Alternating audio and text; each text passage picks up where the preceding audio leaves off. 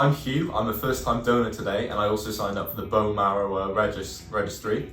I think donating blood is really important, and that's why I did it today, because I saw firsthand when I was doing work experience with my dad, who's a haematologist, how important it can be to save lives. I think it was, for each donation it can save 3 lives. My donation experience today was really smooth, it was pretty quick to be honest. I sat down and read through a leaflet for a few minutes, and then they took a hemoglobin sample out of my finger, so it's like a small prick on the middle finger to test if you've got enough iron in your blood. And then if you have, then you have to wait for a couple more minutes, and then you go and sit down and have the blood taken. It's not particularly painful, and it only lasts about 5 minutes, and then you get to sit down and have a drink and some biscuits, which is a nice little reward at the end. I tell my friends that it's a great idea to register to become a blood donor. It's only a short experience, and it could lead to someone's life being changed, so I don't really see any reason why you shouldn't.